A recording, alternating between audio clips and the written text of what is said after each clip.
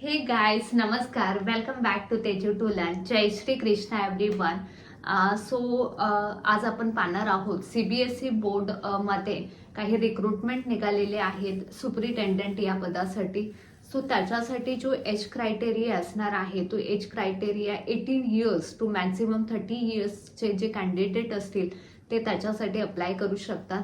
त्याच्यासाठी education criteria जो आहे तो एज्युकेशन क्रायटेरिया मिनिमम ग्रॅज्युएशन असणं कॅन्डिडेटचं गरजेचं आहे.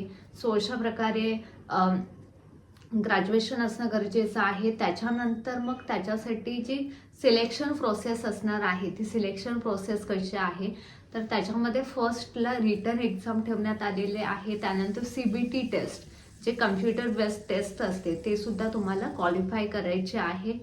त्यानंतर जे सॅलरी क्रायटेरिया असणार आहे या पोस्टसाठी तो मिनिमम 35,400 टू मॅक्झिमम 1,12,400 पर्यंत हा सॅलरी क्रायटेरिया आहे. त्यानंतर हे जे फॉर्म भरायचे आहेत ते तुम्हाला ऑनलाईन प्रकारे भरायचे आहेत आणि याच्यासाठी जो फीजचा स्ट्रक्चर देण्यात आलेला आहे जो जनरल कॅटेगरीमध्ये पर्सन असेल त्याच्यासाठी फीज आहे 800 रुपीज आणि अदर SC ST कॅटेगरीमध्ये जे येणारे आहेत त्यांच्यासाठी कोणत्याही प्रकारची फीज नाही आहे. सो अशा प्रकारे लवकरात लवकर तुम्ही या सुपरिटेंडेंट पदासाठी वॅकन्सी आहे तर तुम्ही ते फॉर्म ऑनलाईन पद्धतीने फिल करायचे आहेत. सो अशा वेगवेगळ्या वॅकन्सीज आपल्या या चॅनलवरती तुम्हाला पाहायला मिळतील.